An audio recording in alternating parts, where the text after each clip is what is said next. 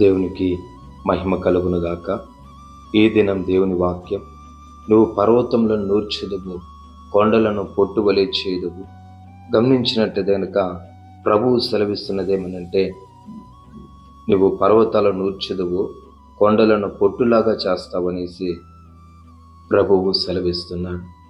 నీవు అనుకోవచ్చు, నేను ఈ కార్యాలను చేయించలేకున్నాను, ఈ పరిస్థితుల్ని దాటి ముందుకు వెళ్ళలేకున్నాను, ఇవి నా ఎదుట పర్వతంలాగా ఉన్నాయి, అయ్యో వీటిని నేను ఎలాగ జయించేది, వీటిని నేను ఎలాగా జయించి ముందుకు వెళ్ళేది అని నువ్వు ఆలోచిస్తుండొచ్చేమో. అయితే గమనించండి ప్రియమైన దేవుని జనాంగమా, దేవుడు బలహీనుడును భయము కలిగిన వ్యక్తి అయినటువంటి గిద్యోను చూసి అంటున్నాడు, పరాక్రమము కలిగిన బలాఢ్యుడా గిద్యోను అని పిలుస్తున్నాడు.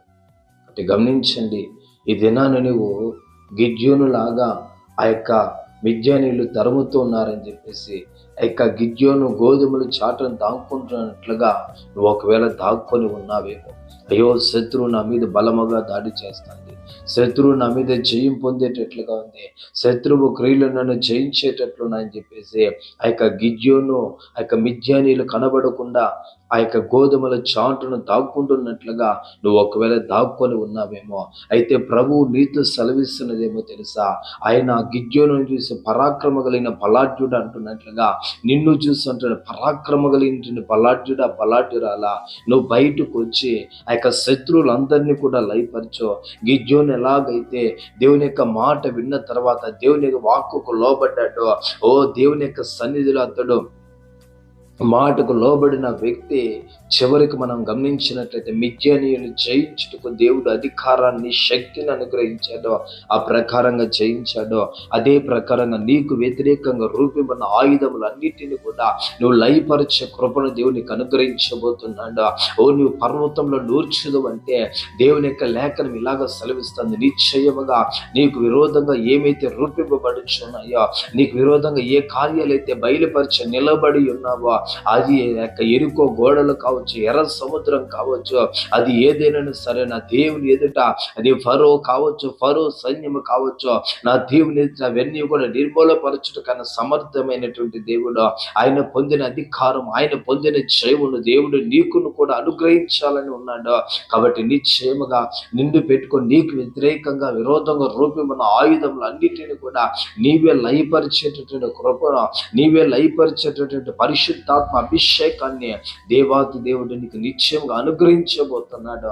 కాబట్టి భయపడకు, జడియకు, దిగులు పడుకో. నిశ్చయముగా మేలైన కార్యాలను నువ్వు చూచినట్లుగా, మేలైన కార్యాలని కన్నులేట నువ్వు చూచినట్లుగా దేవుడు నీకు గొప్ప కృపను అనుగ్రహించబోతున్నాడు. గమనించండి ప్రేమైన దేవుని జనాంగమా, పర్వతాలను నూర్చేస్తావో, కొండలాంటి సమస్యలైనా, కొండలాంటి పరిస్థితులైనా సరే నువ్వు అనుకోవచ్చు, అయ్యో నేను చాలా చిన్నవాడిని, నా యొక్క స్థితికి, నా సామర్థ్యానికి, నా తెలివితేటలకు అన్నిటికీ మించి ఈ పర్వతము లాంటి కొండ లాంటి సమస్య ఉన్నదే, నేనేం చేయగలంటే ప్రభు సెలవిస్తున్నాడు, వాటిని పొట్టులాగా చేసేస్తావంట.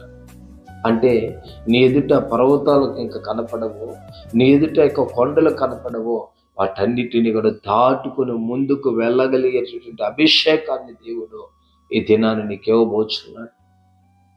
మాటలు వింటున్నటువంటి ప్రియ దేవుని కుమారుడా కుమార్తె, విశ్వసించు, ఆ మాటలు బట్టి నువ్వు ప్రార్థించు, దేవుడు నీ జీవితంలో గొప్ప కార్యాలు జరిగిస్తాడు. పరిశుద్ధుడా స్తోత్రం. ఈ మాటను మీరు దీవించి ఆశీర్వదించి బలపరచు, కృపనివ్వండి. యేసు నామములో అడిగి పొందుకొని ఉన్నాము పవిత్ర తండ్రి. ఆమేన్, ఆమేన్.